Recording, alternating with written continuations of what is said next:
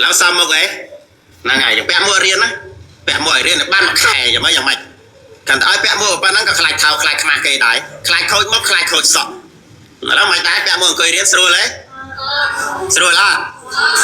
นั่งไงอัดเจ็ดกัดสวัสดิ์เพลพลูนไอ้ซอไอ้แปะติดตัวมวยเคยครูบันแปะอัดเคยครูอัดแปะโยตบ้าเจ้าปีตะเปียปิงแล้วเอาโยแปะจังอ่ะมันเคยเรียนแปะมัวสวัสดิ์เพลจังอ่ะอันนี้นายเปานาหน่อยใจเล่นก็เอาหน่อยบอกเลยนะแต่เคยเปานามุ้ยต่อมีแค่ที่มันโตตามเราอย่างแปะนั่งในใบกาเปียสวัสดิ์เพลเยอะแล้วแปะเคยเรียนจังแปะรออัดงอนนะmà chẳng ai là bài ôn chăm hàng ngày cõi mà riêng tao bè cái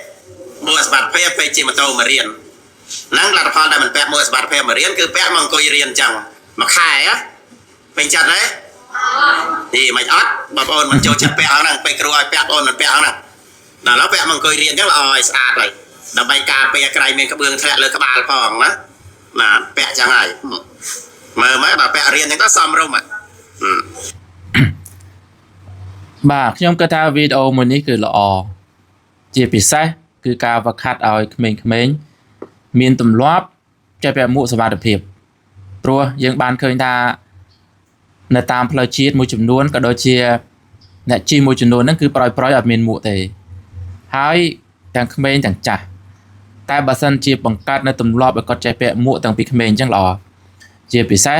ក្មួយៗដែលរៀបនឹងចេញដំណើរជិះម៉ូតូឬកង់បាទប្រហែលជានៅក្នុង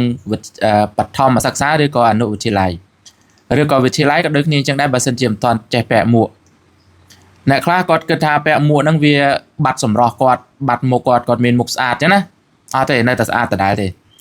ខ្លះទៀតថាសរញ៉េរញ៉ៃបាទអត់ទេនៅតែស្អាតដដែលទេ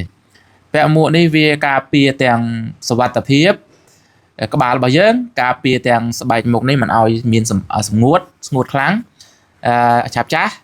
ហើយវាការពារទាំងភ្នែកនិងផ្លូវដង្ហើមការពារច្រើនណាស់ហើយការពិតទៅពាក់មួកនេះមិនមែនត្រឹមតែពាក់ក្នុងការធ្វើដំណើរតាមផ្លូវទេសំណង់ក៏គួរតែពាក់មួកដែរបាទម៉ូតូដប់យើងឡើងម៉ូតូដប់ពឹបអ្នកម៉ូតូដប់ក៏គេពាក់មួកអាអ្នកដែលអ្នកជិះគេហុចមួកឲ្យពាក់ប្រទេសវៀតណាមក៏ដូចគ្នាដែរគឺសុទ្ធតែពាក់មួកបាទដូច្នេះបងប្អូនកូនក្មួយទាំងអស់បងទាំងអស់និយាយទៅយើងទាំងអស់គ្នាគួរតែពាក់មួកដោយកុំឲ្យដល់ថ្នាក់គ្រូប្រខិតបខំឬក៏បលិសចាប់អីគឺយើងចាប់ដើមប្រខាត់ពាក់មួកទៅហើយខ្ញុំគិតថាសាលាផ្សេងទៀតបើសិនជាអាចគួរតែធ្វើអញ្ចឹងដែរបាទគួរតែប្រដដាលគាត់ឬក៏ឲ្យពាក់មួកជាទម្លាប់ខ្លះនៅក្នុងថ្នាក់10នាទីអីចឹងទៅកន្លះម៉ោងអីចឹងទៅបាទប៉ុណ្ណឹងចោះសូមអរគុណ